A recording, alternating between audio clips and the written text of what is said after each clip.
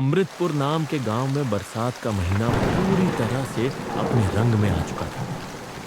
बारिश लगातार धरती पर बरस रही थी। चारों ओर सिर्फ बारिश की टप टप और बहते पानी की आवाजें सुनाई दे रही। कुसुम, सरकार से इस बार काफी ज्यादा राशन आया है। ट्रक भर के राशन आया है गांव में।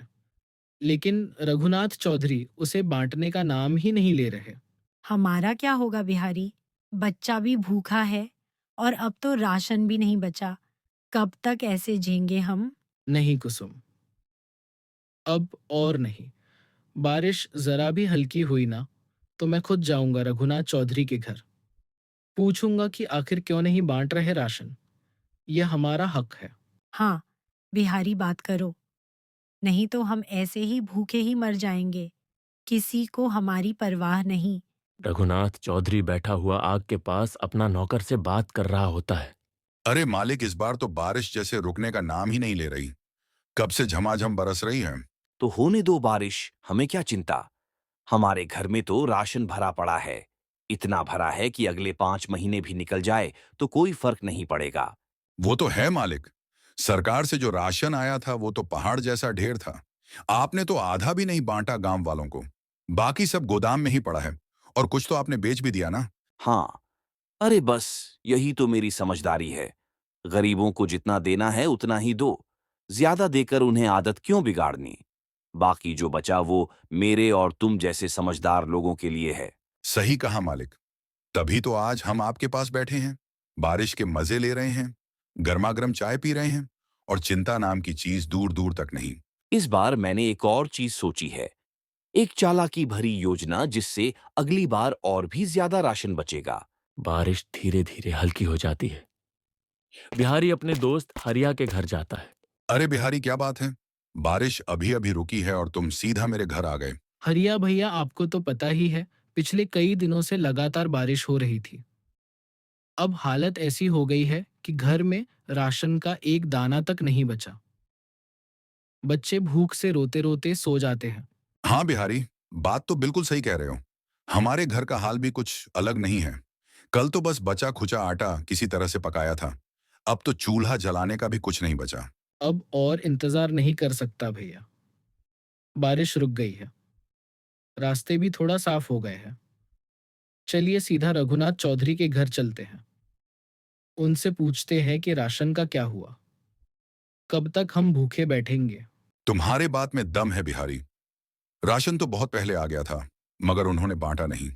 अब समय आ गया है कि हम अपने हक की आवाज उठाएं। सही कहा भैया। अब खामोश बैठने का वक्त नहीं। गांव के और भी लोगों को साथ लेते हैं। सब चलेंगे रघुनाथ चौधरी के घर। पूछेंगे कि गरीबों का हक आखिर कब मिलेगा। आज बिहारी और हरिया दोनों रघुनाथ चौधरी के घर जाते हैं।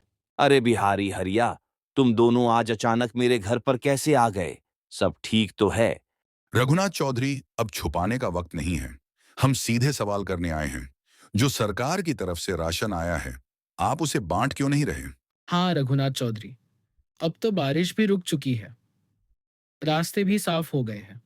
अब बहाना बनाने की कोई वजह नहीं बची। गांव के लोग भूखे बैठे हैं और आप राशन दबाकर क्यों रखे हुए हैं। राशन कैसा राशन?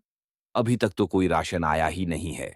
सरकार की तरफ से साफ कह दिया गया है कि जब तक बारिश पूरी तरह से खत्म नहीं हो जाती तब तक राशन नहीं भेजा जाएगा। रघुनाथ चौधरी, झूठ मत बोलिए। हमें सब पता है। ट्रक आया था।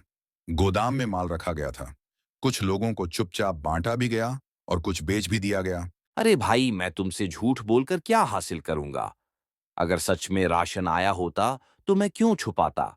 सरकार ने कहा है कि बारिश पूरी तरह रुकने के बाद ही अगले हफ्ते मिलेगा। रघुनाथ चौधरी उन दोनों की एक नहीं सुनता और दोनों को घर से निकाल देता है। अजी क्या हुआ? रघुनाथ चौधरी ने राशन दिया या फिर खाली हाथ लौटा दिए?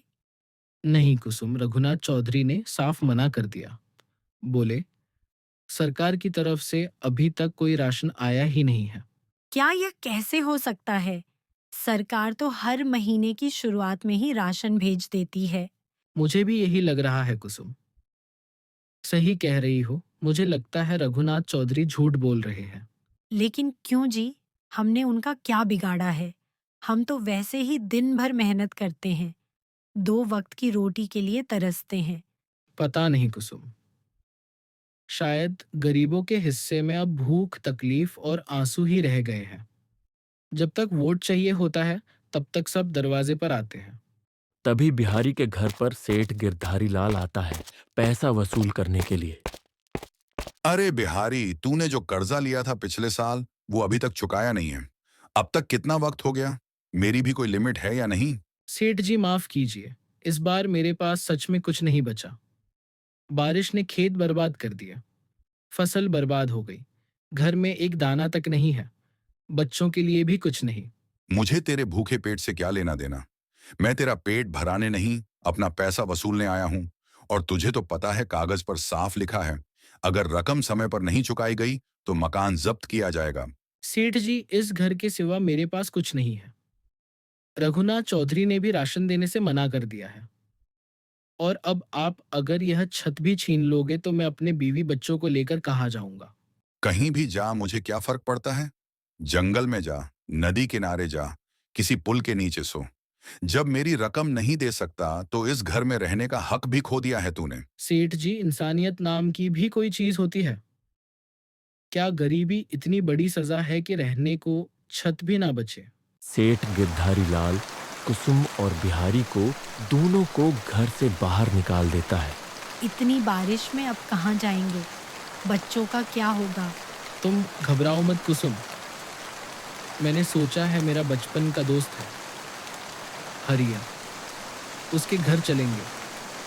वो भला इंसान है, हमारी मदद जरूर करेगा। जब सबने मुंह मोड़ा तब भी वो हमारे साथ खड़ा था। मैं जानता हूँ वो हमें यूं बारिश में नहीं छोड़ेगा। सच कह रहे हो ना जी? वो हमें अपने घर में रख लेगा ना? मैं बच्चों को लेकर बहुत डर रही हूँ, कहीं ये बारिश हमें बहाकर ना ले जाए। जब तक मैं जिंदा हूँ तुम्हें और बच्चों को कुछ नहीं होने दूंगा। चलो देर मत करो, हर पल बारिश और तेज होती जा रही थी। अगर अब नहीं निकले तो रास्ता और खतरनाक हो जाएगा। बिहारी और कुसुम दोनों हरिया के घर पहुंचते हैं उसे मदद मांगने के लिए। हरिया, ओ हरिया, जाकर देखो ना।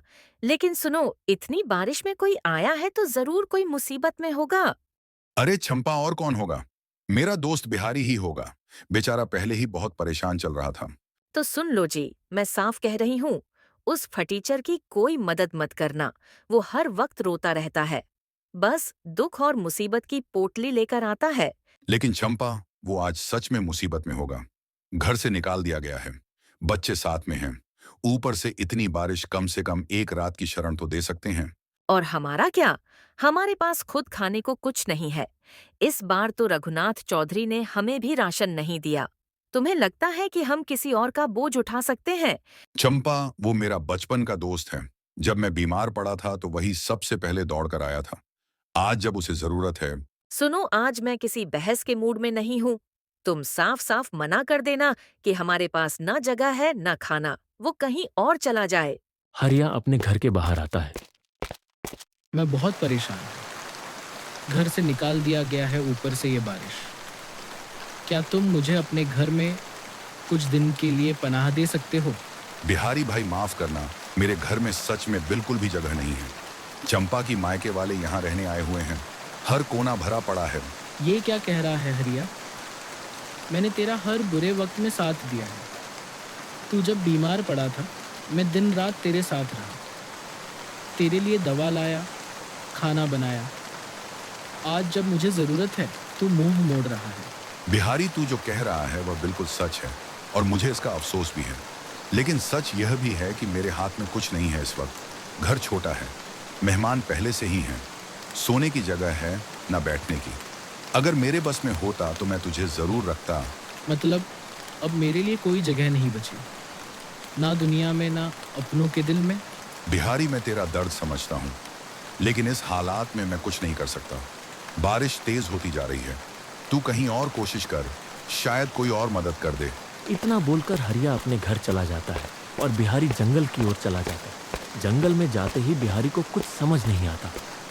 बारिश तेज होती रहती है, हे ऊपर वाले, अब तो तू ही कुछ मदद कर सकता है। बारिश तेज होती जा रही है और मेरा बच्चा बीमार होकर मर जाएगा। तू ही हमारी कुछ मदद कर। तभी पास के एक पेड़ से आवाज आती है।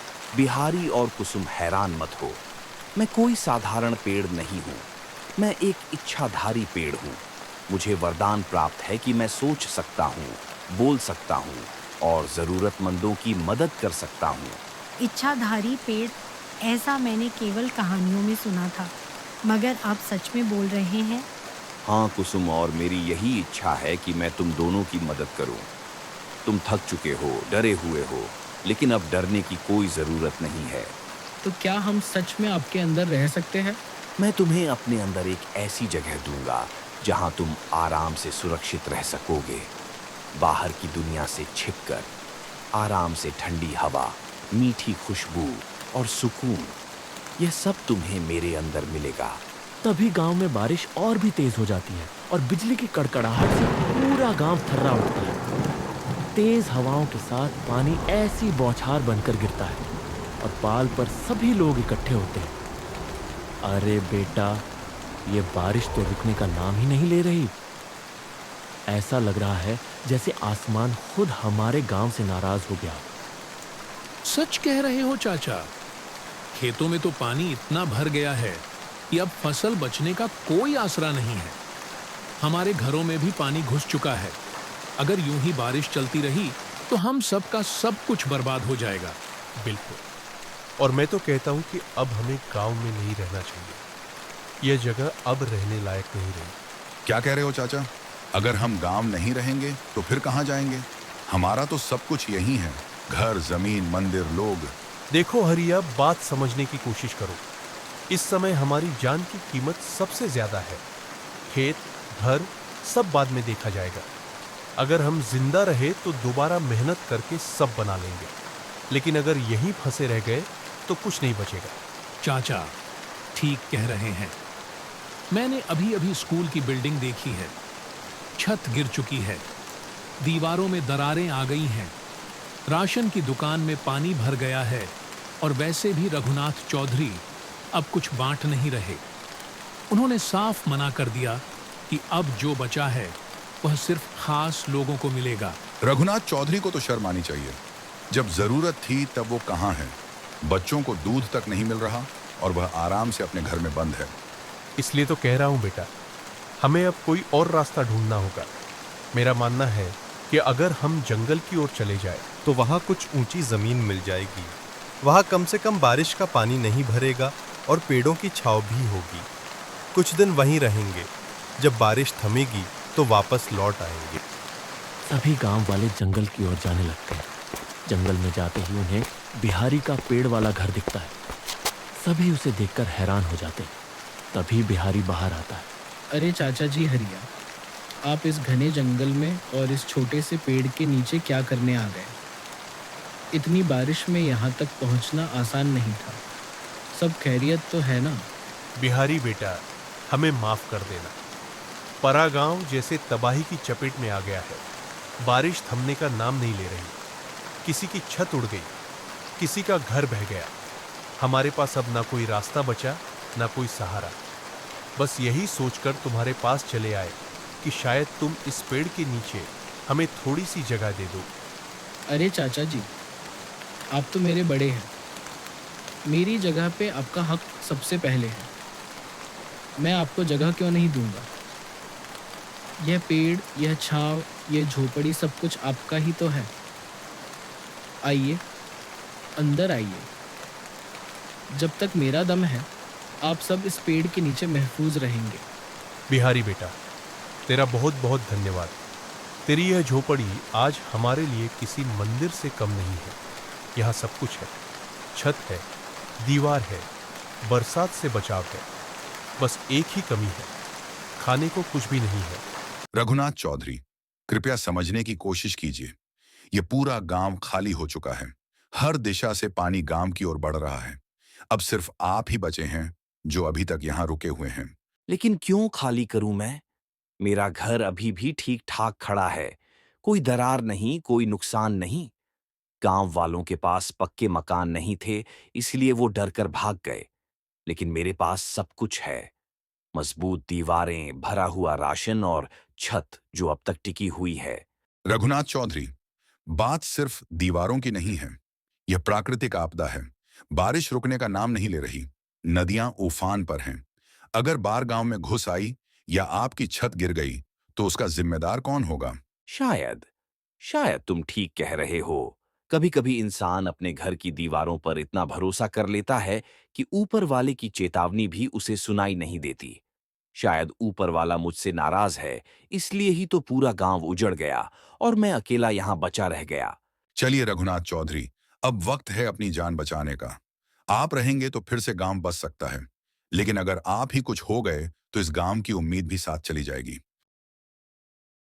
ठीक है, चलो छोड़ देता हा ऊ में भी इस गांव को। लेकिन वादा करो, जब बारिश रुकेगी, जब सूरज फिर से निकलेगा तो हम मिलकर इस गांव को फिर से बसाएंगे।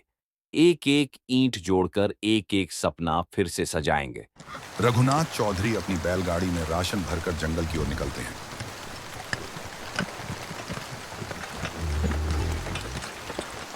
अरे रघुनाथ चौधरी, आप यहाँ, और ये राशन?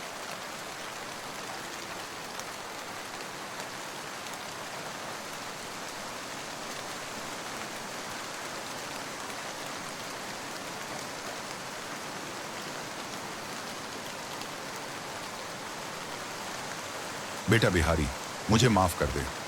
मैंने अपने फायदे के लिए जो किया वो गलत था। मैंने सबके हिस्से का राशन गोदाम में छुपा कर रखा था, कुछ बेच भी दिया था। लेकिन अब समझ आया कि जब इंसान अकेला रह जाता है तो दौलत, गोदाम, दीवारें सब बेकार हो जाते हैं। यह लो, ये सब तुम्हारा है, पूरे गांव का है। अब ये मैं नहीं, तुम बांटोगे। सबको बराबर मिलेगा, कोई भूखा नहीं रहेगा। रघुनाथ चौधरी, आपने तो हमारा दिल जीत लिया। अब से हम सब एक हैं, कोई बड़ा नहीं, कोई छोटा नहीं, जो भी है सबके लिए बराबर है। यहाँ हम सब एक साथ रहेंगे, मिलकर इस तूफान को भी हरा देंगे, मिलकर इस बरसात से भी लड़ लेंगे। कोई भूखा नहीं रहेगा, कोई अकेला नहीं रहेगा। और जब सूरज निकलेगा ना रघुनाथ चौधरी, तब हम सब मिलकर फिर से अपने अमृतपुर गांव को बसाएंगे। हाँ बेटा, हाँ, यही तो असली इंसानियत है, यही तो असली गांव है, यही तो असली परिवार है